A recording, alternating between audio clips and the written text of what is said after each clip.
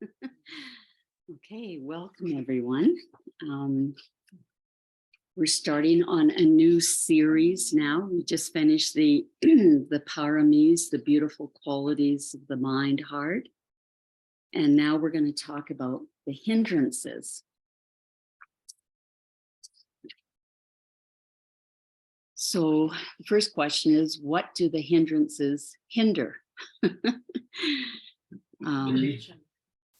Liberation. Yes, for sure. Yeah, so they hinder the development of our mind, the gradual development of our mind. They certainly hinder the development of samadhi, that's the stillness of the mind that culminates in jhana, which then leads us into clear seeing so that we can clearly see what's wholesome for us and what's wholesome for others.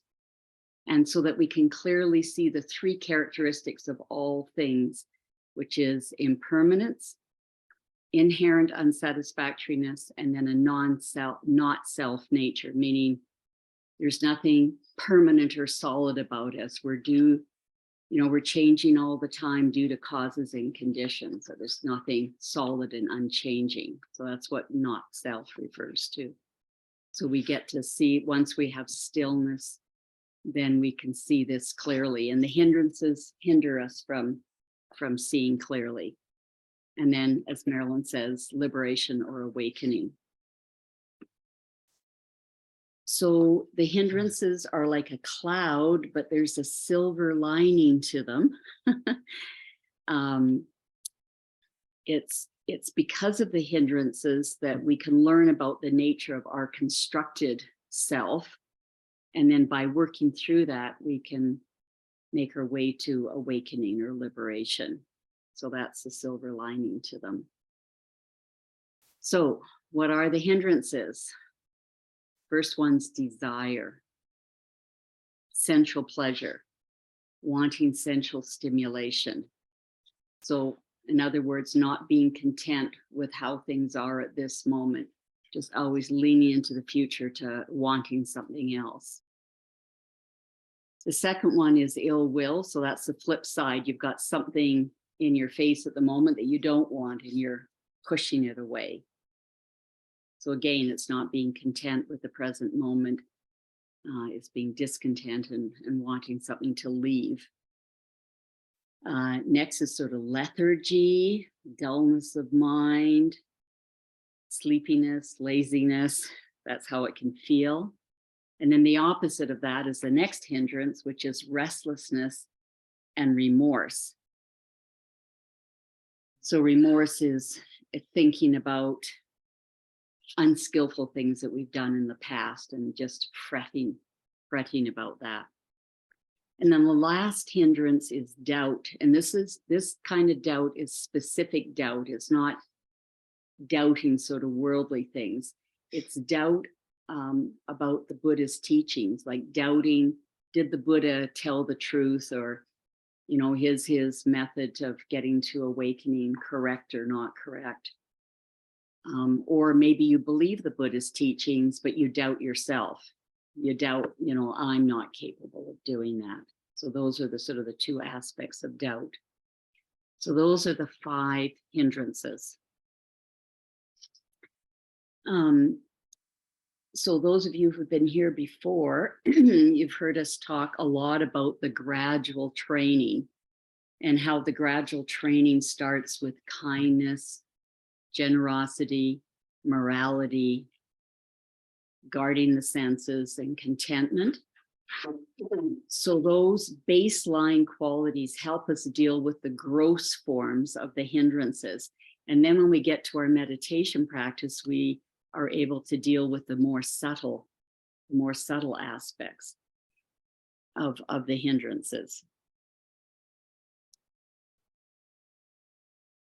So when we're doing our meditation practice, if we're focusing on our meditation object, like say the breath or on metta, then if we're fully there focusing on that, then we can't be focusing on the hindrances. So that's one way to sort of temporarily suppress them, by being fully present in the moment.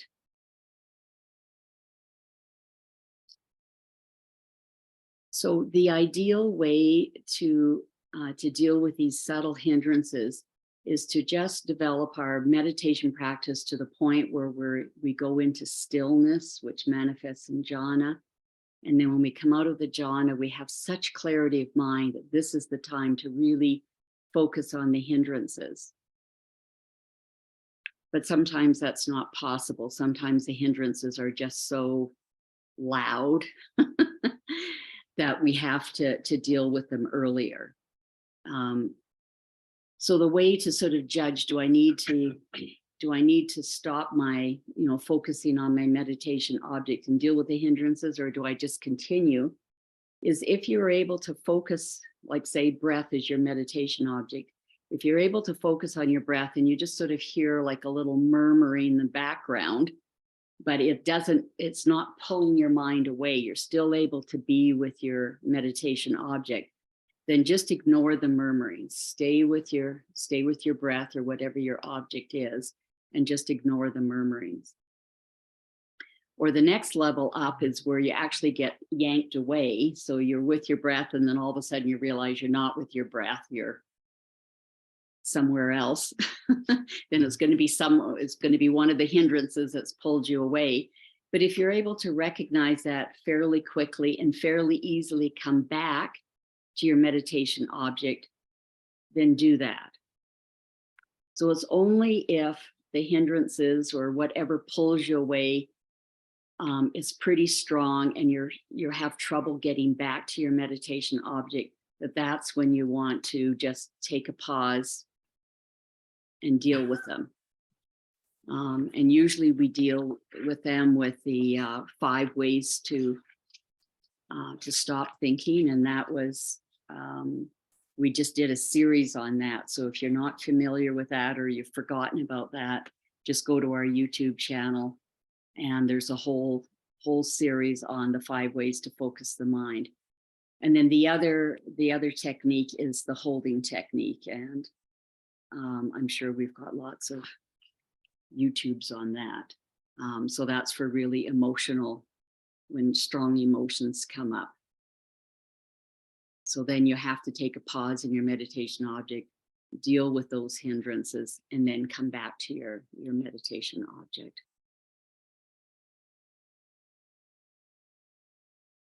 Okay, now it's important. I don't know how many of you have heard about this term spiritual bypassing.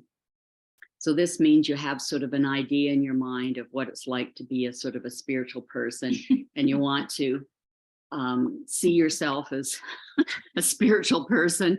And so then if things like not very spiritual things come up, like anger or really strong desire for things or whatever, and you just try and ignore that and act as if you don't have those things happening to you. Well, what happens if you just keep pushing these things under the surface? They're just going to build up. It'll be like a volcano, and one day, boom, they're just going to erupt. And and you're not going to be able to control them. So I think the first time I heard about this, it was about, it might have been during Woodstock, and apparently one of the guitar players was singing a song, and I guess there were some hecklers in the first row, and he was just kind of going like, peace, man, just ignoring them.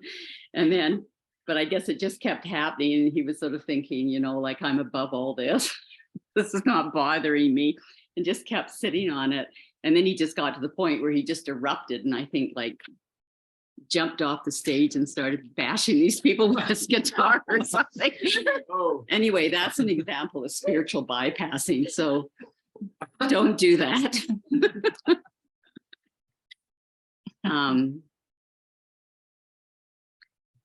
So the hindrances are aspects of this constructed self-identity. There are 5 ways that our self expresses itself negatively. And this is conditioned by ignorance and craving. So ultimate, there is no permanent, like solid self, which the hindrances have to be gotten rid of. There's only self-supporting processes that we grasp at and identify as being ours. But if we skillfully engage and work wisely with the hindrances, they can be transformed into self-awareness, self-knowledge, and then eventually liberation, awakening. So we need to change our relationship with the hindrances from my desire, my anger, to saying things like, oh, desire has arisen, or oh, anger has arisen. So this helps you see that it's not some inherent part of you. It's just there's some kind of conditions that are going on right now that have supported this hindrance to arise. And that really helps with the, giving you that space. We're taking these talks from a book by Ajahn Tiradamo. We don't have copies of this. It is available online if you want to look at it. You have to go to Amravati, UK. That's the monastery in England that Ajahn Sumedho started. And they have this book as a PDF online there. You can ask for it. It is free of charge, but you're going to have to pay shipping from England, which is quite pricey. But if you do want a copy, that's where you can get it from. Anyway, Ajahn Tiradamo, he said that initially we're going to use sort of all the basic methods that the Buddha teaches us to deal with the hindrances, but later on, because we're all sort of very individualistic, that we may need to sort of figure out some creative ways to deal with our sort of own set of hindrances. So these are just called skillful means. And as Ajahn Chah said, if it works, use it. And then don't get discouraged if you find a method that works for a while, or one day or a week or a month, and then it doesn't work anymore. That's very common. So that's why we have to be creative, because we'll get something that works, and then after a while it doesn't, and we have to creatively find something else to work with. And remember, we're not just trying to get rid of the hindrances. The real point of our spiritual practice is to release this grasping at selfhood, which the hindrances express. The hindrances are symptoms of grasping, ignorance, and craving, and they require wisdom and letting go rather than just temporary, like, relief from them. So that was the first chapter of Ajahn Tiradamo's book. And then in the second chapter, he talks about supportive conditions for us working with the hindrances. And he gives 16 of these. So we'll see how we do here at charging through these. So the first supportive condition is generosity. And it's interesting that when we give of ourselves, whether we're giving a donation or whether we're giving our time to listen or to help somebody out, or giving a gift of some sort, this is letting go of something that we sort of see as ours. So the generosity is actually helping us with letting go. And it's interesting, I don't know where he got this from, but he made this comment about generous people. He said, generous people are less preoccupied with themselves and more empathic and receptive to the needs of others. They're more friendly, hospitable, and more confident, easygoing, and relaxed. Well, that's nice to know. And he also said that to give up the hindrances, we have to give up some pride. Like, who, me, be angry or be desirous of things. So we have to sort of, recognize that, yes, me, I can have these things. So it's sort of giving up some pride. So if we have some generosity of heart, it allows us to open to these unattractive aspects of ourselves. The second supportive condition is morality. Practicing morality means giving up old habits and developing more skillful ones. So basically, we give up acting selfishly, just doing what's good for me, and start caring about others and doing what's good for both self and others. And moral precepts provide a safe container to work skillfully with the hindrances. To work with desire and ill will, we need to acknowledge them without acting them out. Like we have to be aware, oh, I'm really wanting to buy this thing you don't really need. So you become aware that you have this desire, but then you don't go out and get the thing. Or you become aware that you're really angry and you want to like yell at somebody. So you become aware of that, but you zip it and don't do the angry act. So we need to be well grounded in our morality to fend off anger or immoral ways to satisfy things. You know, like an immoral way to satisfy desires would be to steal. You don't want to be doing that. So each time we act out, we reinforce unskillful habits. So we have to be honest with ourselves, our behavior in order to transform bad habits that we might have. The third supportive condition for dealing with the hindrances are the refuges. So some of you may not know about this, but in Buddhism, we take refuge in the Buddha, the Dhamma, and the Sangha. So these are just very uplifting, like supportive things for our practice. So if we take refuge in the Buddha, we're recalling to mind all the beautiful aspects of the Buddha, and it sort of acts as an encouragement to us, because the Buddha went through all the struggles that we went through. You know, he struggled with the hindrances. You know, he had a lot of different struggles, and but he overcame them. And so if we bring him to mind and bring to mind how he overcame those struggles, then that's encouraging for us. And then the Dhamma is all the teachings of the Buddha. So that's so supportive to us, because it's sort of giving us all these skillful methods to follow. And then the Sangha is like ahimsa, is representing the Sangha for us. It's the group of monks and nuns and enlightened beings. And so they're the ones who for the past 2,600 years have been carrying on passing on the teachings of the Buddha. They've been doing that for 2,600 years. So we, bring to mind the Sangha, how, grateful we are to the Sangha for passing on this wonderful knowledge to us.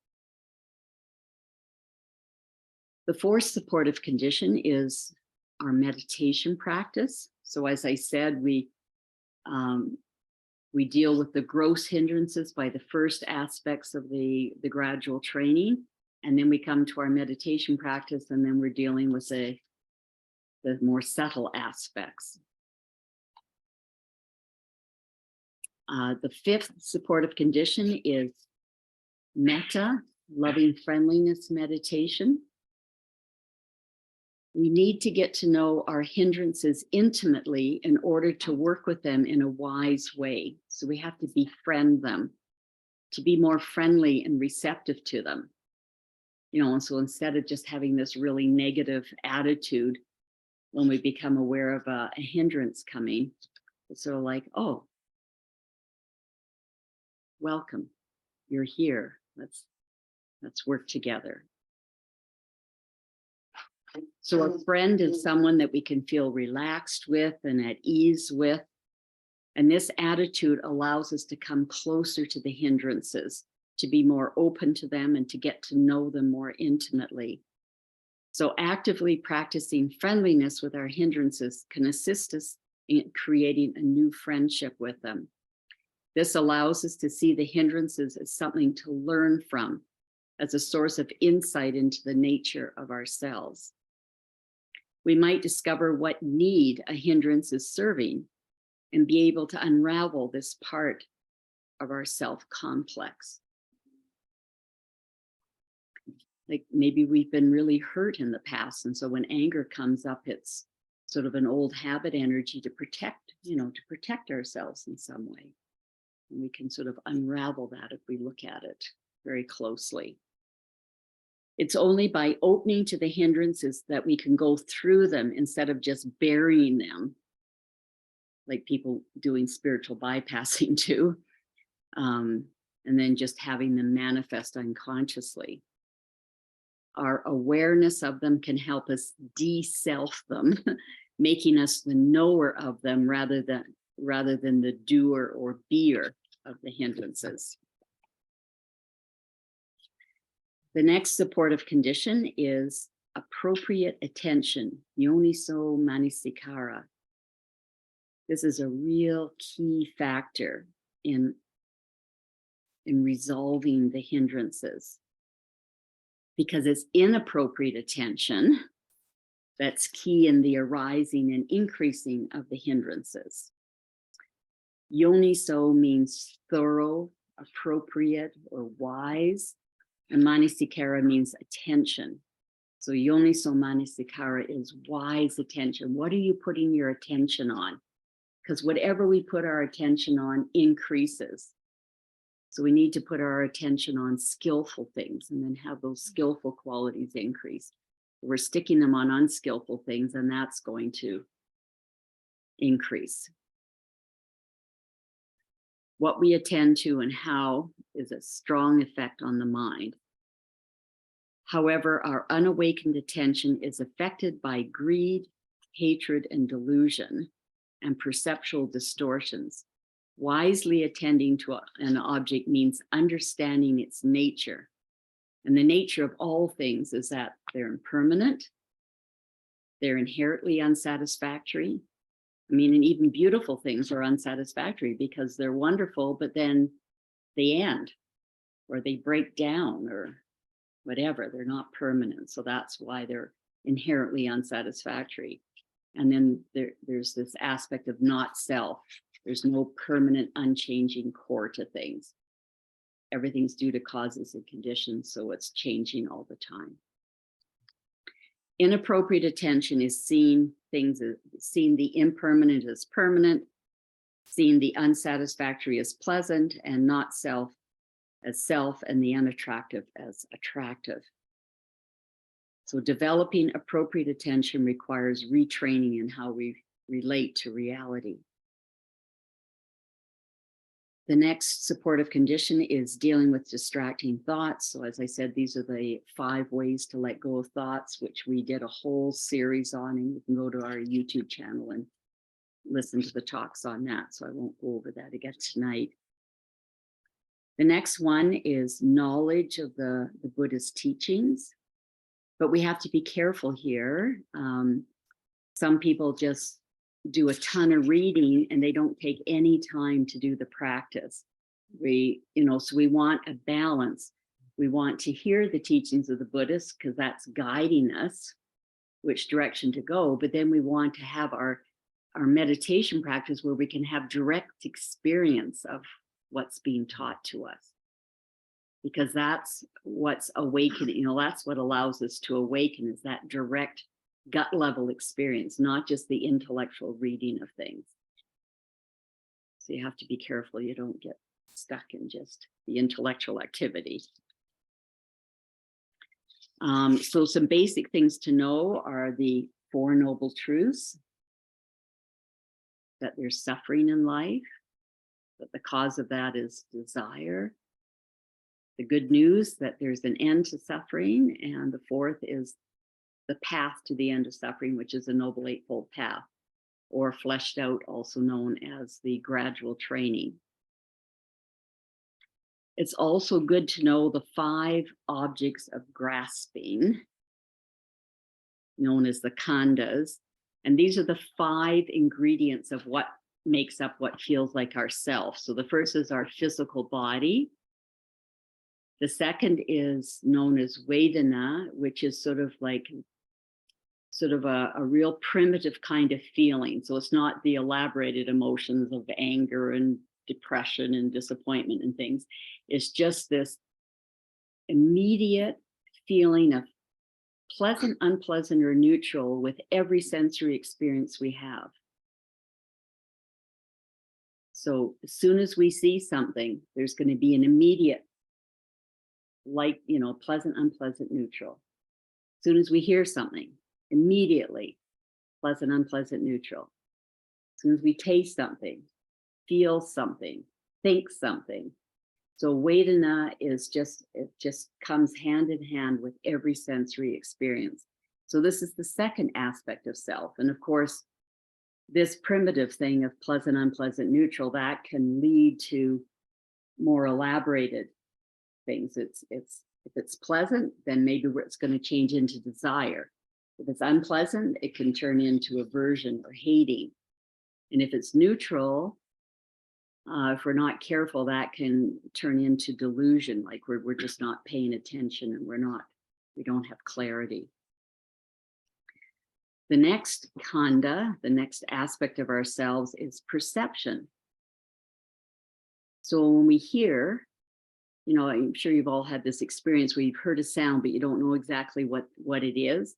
And then it becomes clear. So perception is when we label that. Oh, that's a dog barking, or that's the sound of a car going by, or that's my furnace breaking down, whatever. So that's perception when we put a label onto what is that sound. And then we have all of our mental processes. So that's thinking and imaging and whatever. But the most important of this from a Buddhist point of view is intention. What are we intending with each act? Are we intending harm? Are we intending kindness? Are we intending generosity? So intention, very important. And then consciousness. So these are the 5 parts of our experience of self. We can grasp onto each of those. The next supportive condition is understanding sense perception, because there can be screw-ups at every stage of this. So to have a sensory experience, we first of all have to have a sense organ. So we have our eye. How good is your vision? Maybe your vision's not 100%. Then we have to have a sight. And then it was when the 2 of those come together. And then if we're conscious, we can't be unconscious or asleep. We have to be conscious.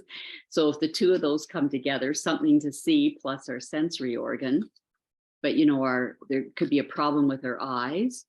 Or what about the thing that we're looking at? Is it cloudy out, or is it dark, or whatever? So that sense object can be distorted or difficult to see. And then there's the perception. Then we make our perception. So this is where there's big mistakes. And the common one that that's given in the Buddhist scriptures is somebody walking along a pathway, and then they see a snake and jump, and then it turns out it's not a snake at all, it's a stick. So how often have you done that, where you think you've seen something and then you find out after it was something different? So big area where we can make mistakes. And then we make assumptions based on our past experiences. And a common thing is, when you're interacting with somebody and they grimace or something, and you may think, oh, they don't like me, or they don't like what I'm saying, or, they're upset with me. And they could have just been having a stomach ache or something, but we take what we see and we put it on all our past experiences, and then we come to a perceptual conclusion that could be totally wrong.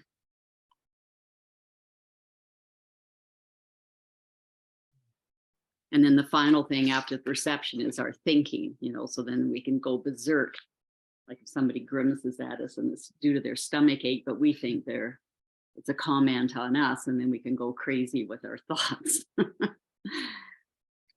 Okay, the next supportive condition are the 7 factors of awakening. So this is the opposite to the hindrances. So the big things we're dealing with in our meditation practice is letting go, relinquishing the hindrances, and building up the 7 factors of awakening. And this is the next topic. Once we finish the hindrances, this is the next topic that we're going to present here. So the first factor of awakening is mindfulness. So that's fundamental. I mean, how can we recognize that a hindrance is up unless we have some mindfulness? So that's key, just having that. The next one is investigation of phenomena. So that's basically recognizing, is this a hindrance or is this a factor of awakening? Like, is this wholesome or is this unwholesome, skillful or unskillful? And that factor of awakening directly counters doubt. Samadhi, which is a factor of awakening, that's the stilling of the mind, that directly counters desire. Then for lethargy and sleepiness, it's a group of 3 of the factors of awakening that counteracts lethargy and sleepiness. And that's the energizing factors of awakening, which are investigation of phenomena, energy, and piti. Piti is joy. And then for restlessness and remorse, it's the tranquilizing, calming factors of awakening that counter those. And those are tranquility, samadhi, and equanimity. The next supportive condition are the latent tendencies. And this is sort of something new for me. And it's a list of things that sort of sound like the hindrances, and several of them are the hindrances. So I guess it's sort of an expanded list of hindrances. So the latent tendencies are desire, aversion, views, doubt, conceit, desire for existence, and ignorance. And these are things that we come into the world with. And we just have to be careful that we're not doing inappropriate attention onto them, because then it increases them and they're not skillful. The next supportive condition is good friendship, kalyanamitas. When we're afflicted with the hindrances, that's a good time to talk to a kalyanamitta, especially one with a developed mind, because they can offer us guidance and be a good example for us. But any good friend can offer us support and encouragement and a listening ear. The spiritual path could be difficult at times, so we need empathic friends. And just knowing that others are struggling on the path, that can give us courage, that we're not doing this alone. We're not the only ones having a tough time. And the Buddha did say that noble friendship is the whole of the spiritual life. So important. And that's why he established the monastic community, so that the monastics would have kalyanamitas to support them. And Ajahn Chiradhamma went on to say that kalyanamitas are the cause for the development of the 4 supports for awakening. The first is being virtuous. Good friends help us to be moral, be virtuous. Good friends help us to hear talk about desiring little, about contentment, about seclusion, about rousing energy, about morality, about samadhi, about liberation. Good friends encourage us to have consistent energy for the giving up of unwholesome qualities and for the acquiring of wholesome ones.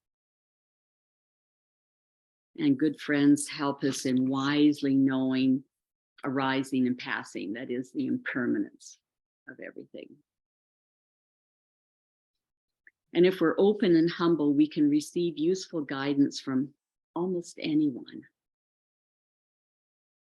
Different personalities have different strengths and weaknesses, and sometimes the people that we have the most resistance to may provide us with some pretty strong, insightful reflections. The next suitable condition or supportive condition is suitable talk. This is talk that is beneficial to open the heart-mind. It's really important that we engage in discussion on the Dhamma to investigate the meaning of things. When we discuss, you hear what has not yet been heard, you clarify what has been heard, and you remove uncertainty and straighten your views. So that's why we try and leave time, and I think we'll have time tonight, to have a discussion after each Dhamma talk so you can clarify things you're not quite clear on or whatever.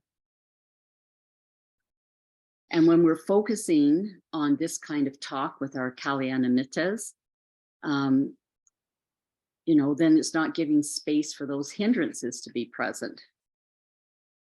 And at least one of the factors of awakening is present, that of mindfulness, if not more factors of awakening. The next supportive condition is faith or trust. And this refers to trust in ourselves and trust in the teaching, so the opposite of doubt. If we lack either of these, we'll lack the incentive to find a solution to the hindrances. Faith is one of the spiritual powers and faculties. We've got a thing up here on the side here. There's the core teachings of the Buddha are summarized as the 37 Bodhipakya Dhammas, and the spiritual powers and the spiritual faculties are part of those 37 that you can find there. So the spiritual powers and the spiritual faculties are faith or trust, mindfulness, energy, samadhi, that's stillness, and wisdom. So faith and trust is balanced by wisdom. Wisdom in its initial form is knowledge or understanding, which has to be balanced by faith or trust, that there is more to learn. You don't want to go around thinking I'm a know-it-all, because you're not. There's always more to learn. So that's why knowledge is balanced by this faith that or trust that there's more to learn. Because over reliance on wisdom can lead to conceit. But then over reliance on faith or trust can lead you to blindly believing just anything somebody says. So you don't want to go down that route either.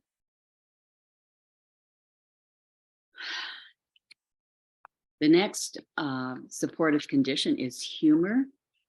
So being able to laugh at ourselves can really help us on the spiritual journey. And the final supportive condition is patient perseverance and commitment. This is the kind of energy that keeps us going through thick and thin. And us humans have a negativity bias. We tend to focus on problems rather than successes. So this makes difficulties seem disproportionately larger than they actually are. When energy fades, we need to plug into commitment to follow through on the spiritual path. So you could start by committing to a certain amount of practice for a week or a month or a year, and then that allows you to have direct experience that what the Buddha is teaching us really is true, and then that gives you courage, and then you can make a further commitment at the end of that time period.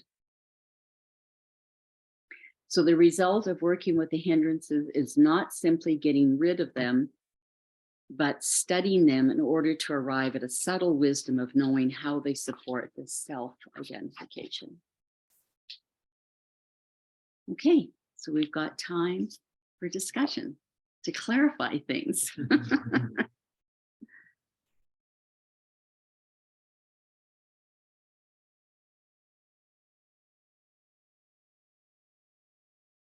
Yes, and we have a,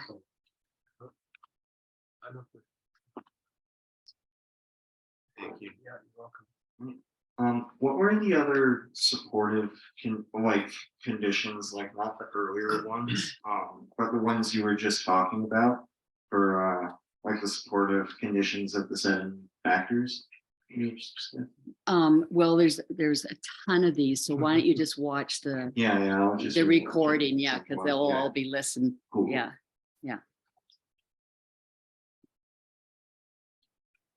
Yes, do you want back there? You might have to scoot forward a little bit. I don't know how long. And touch it to your chin so that people on Zoom can, you have to actually touch your chin so the people on Zoom can hear you. Wonderful. So I have a question. When those indra that arise with you when you're meditating and they bring you away from your practice. Yes, Memories, yes. like shockingly stop. Something you really not meaningful, but that come to you, Mm-hmm. and you all of a sudden realize, oh, I'm not where it's supposed to be. Mm-hmm. How do you address that?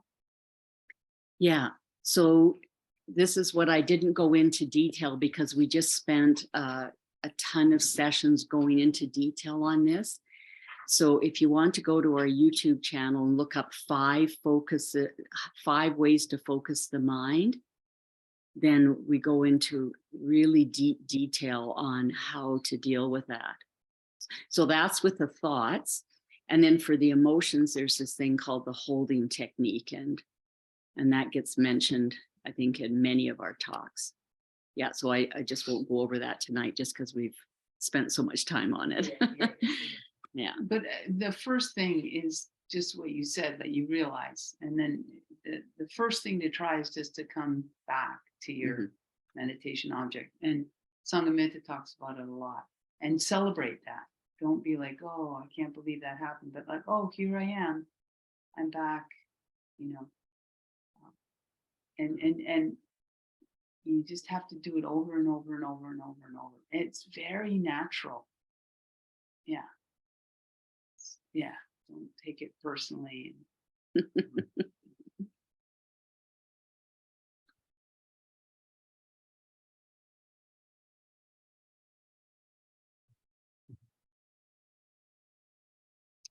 I actually had a question. I didn't understand how our latent tendencies is a supportive condition. Oh, it's just, I think it's being aware of them. Oh, okay. It's having an awareness of these so that you're not putting inappropriate attention onto them. That's how I understood it. Yeah.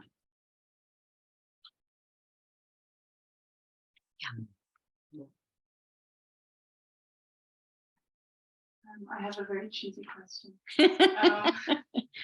Touch. So, one of the natures of everything is that it's impermanent, right? Yes.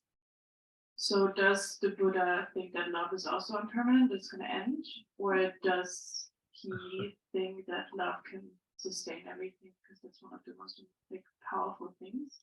Yeah, for sure. Yeah, impermanent. It's also impermanent. Yeah. Okay.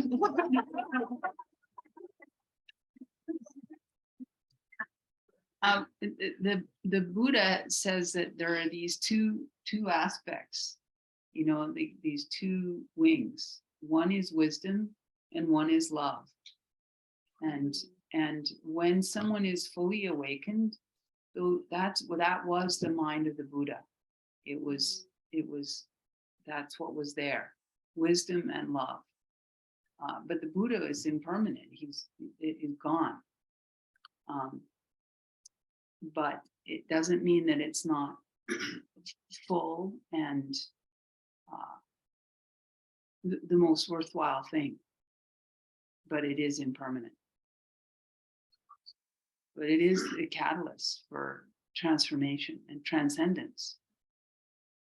And it's impermanent.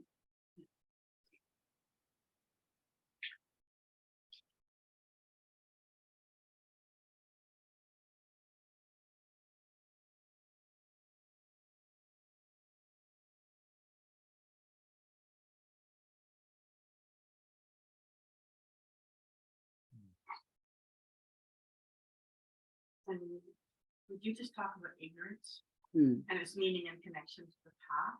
Because I have a bigger version to that word. So Marilyn was just asking, what does ignorance mean? So again, specifically referring to Buddhism, it's not like ignorance of, engineering principles or things like this. It's ignorance of the Four Noble Truths. It's just not knowing these. And the Four Noble Truths are called truths because they're just aspects of reality, that there is suffering. And even if you have live a whole life where you got everything you need and you're never sick or whatever, you're still going to grow old and become feeble and die. So there's at least that suffering, and probably going to be a ton more as well.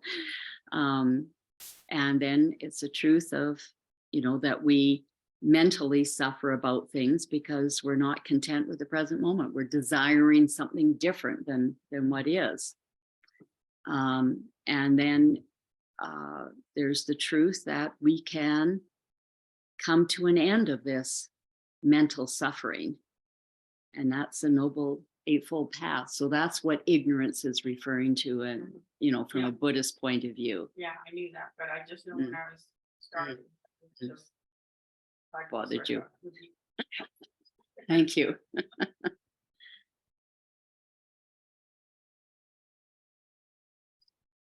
Okay, pass it back. You'll have to scoot forward a little bit and just touch it to your chin. That's all the chord, I think. Yeah. Is there more? Yeah. It might be just me. Could you repeat or clarify or elaborate on the inappropriate attention? Mm. I'm not very Great good. question. Right. Yeah. So it's just extremely important to know, what is your mind resting on? See, and a lot of the time we go through the day and we're not even aware. We're not really being consciously aware of what our mind is on. And it could be spending a ton of time just rehashing old, past things from the past, or worrying about things or whatever. So it's doing all kinds of things that are causing a ton of suffering for you. So we want to wake up and become mindful and realize, what are we putting our attention on? And if we're putting our attention on things that are stabbing us, like creating suffering, then we want to stop doing it. We want to feel the hot coal in our hand and let go of it, and change our attention to things that are, going to be more conducive for happiness.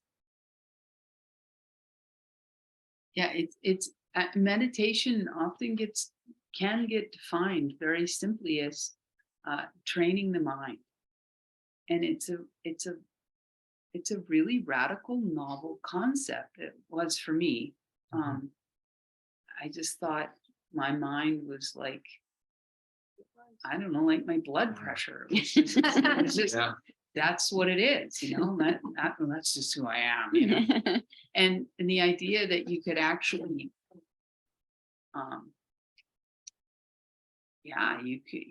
you realize, oh, I'm just worrying about this thing, and I keep going over and over and over it, and to realize, oh, like I could actually do something very different. And I think before I came to meditation, I'd kind of figured that out through running, through jogging. I could be really depressed or upset, and then I could go for a run and things would really change. And I think that that's quite a coarse example, but we can fine tune it, and it's very powerful that you could actually decide what you're going to pay attention to. You actually can do that. And I mean, eventually, when the mind is fully trained, the mind of someone that's enlightened only thinks what they want to think. When they want to. And when they want to think. There's a great Zen has the best stories, and there's a great Zen, story or line. What a fully enlightened person, when they eat.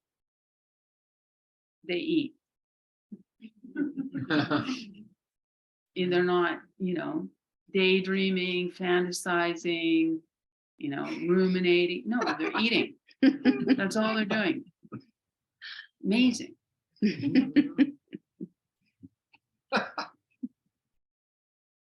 Please, Sarah.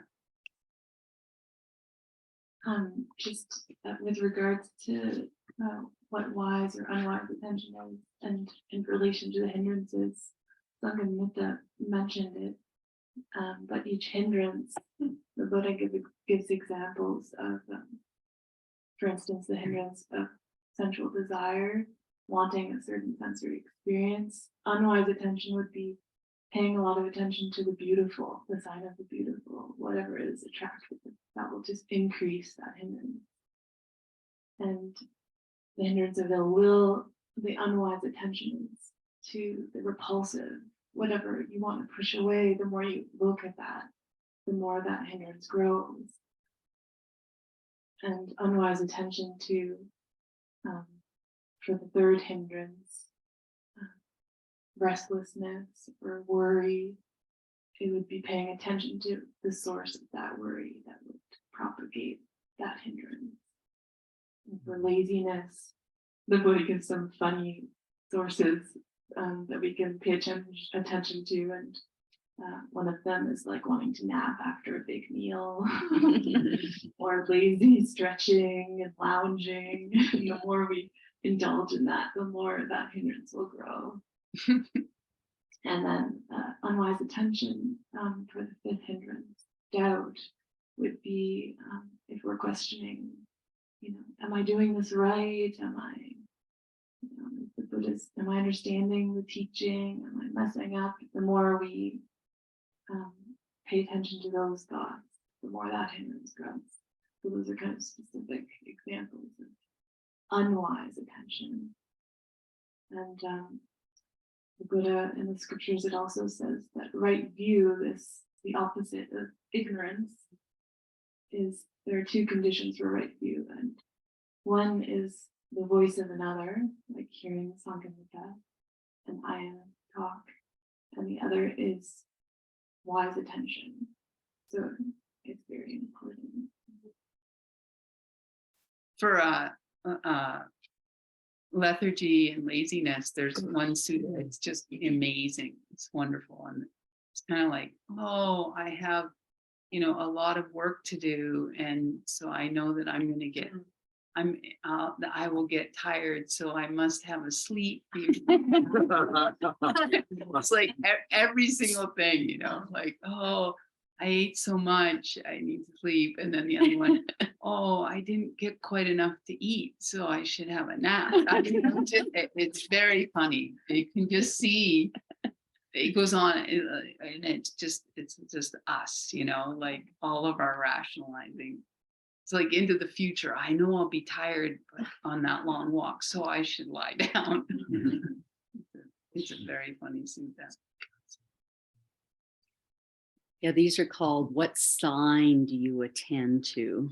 And so Sarah was mentioning the signs, and, and if we have, if there's a person we're interacting with and there's some aspect of them that's sort of annoying us or whatever, well, we don't have to pay attention to that annoying sign. I mean, we're all sort of holistic and have our good and bad aspects or whatever. And so you can attend to some aspect or sign of that person that is very pleasing or helpful. And the Buddha gives analogies for these. He said, if you're thirsty and you come to a pond and it's got sort of like some algae growing on it, you just sort of push away the algae, and then you have clear water that you can drink from or whatever. So it has so yeah, what sign are we paying attention to?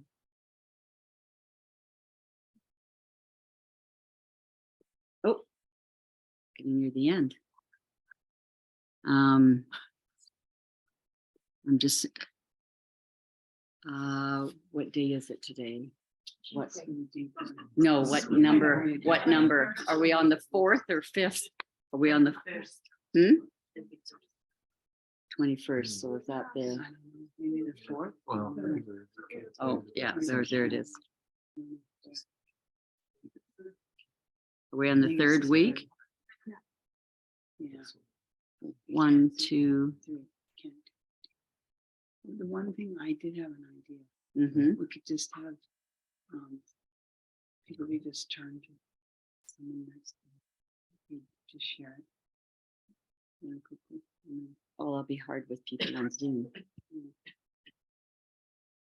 Another idea.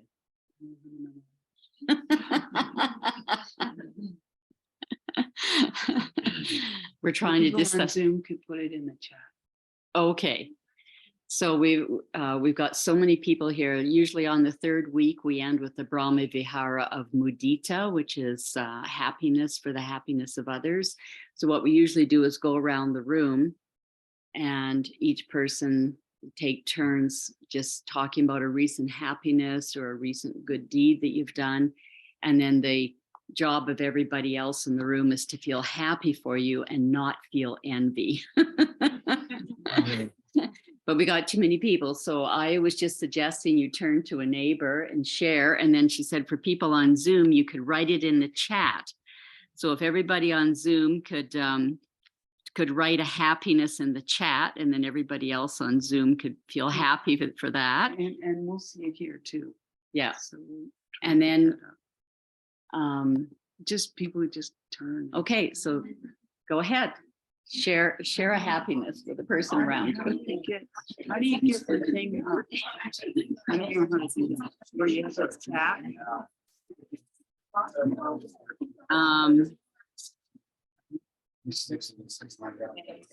I don't know, it works on my computer.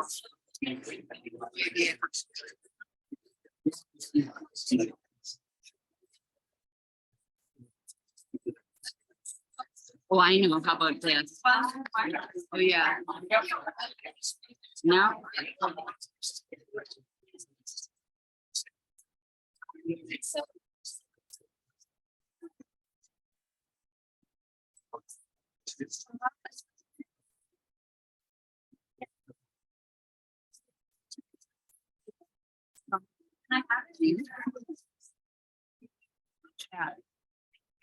Hey, Rhea, come and tell me something. Rhea, can you get the chat to go up?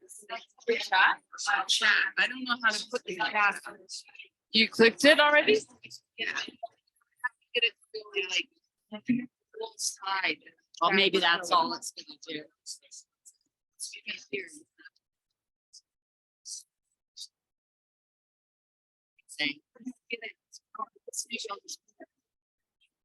Yep. Okay, tell me a happiness. Happiness.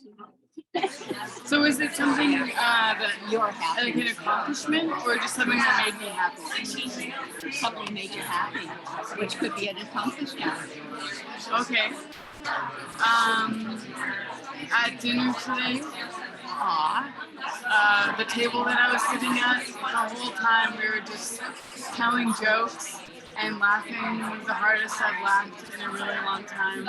And people, I just realized how funny everyone was, and people were commenting that I was really funny, and we were all just having a lot of laughs and a good time. Great. Well, my happiness is I'm going on retreat tomorrow. So when you're back, Well, I'm not going anywhere. I'm just going to be in my bedroom or outside walking. So I'm going to be right here, but in silence. I won't be part of the group. I'll just be hiding in my bedroom. Waiting silent retreats. Your happiness. they get on retreat tomorrow morning. I'm so happy for you. Have you ever been together while you were in silence? Yes, for that long in Quebec. We were on a retreat together. And we were in it was at a kids camp, and there were like 9 people. Our beds were right, but 9 women. Yeah, it was amazing. For how that was a month. A month. Yeah. Okay. It's fantastic. Such great.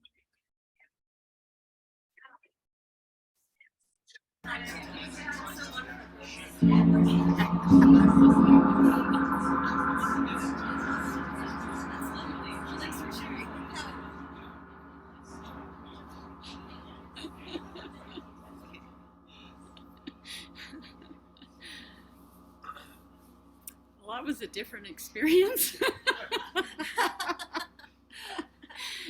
Wonderful. So Medita for everyone. may the merit of our practice be shared with all sentient beings, named and unnamed. Therese, Lise, Blair, Russell.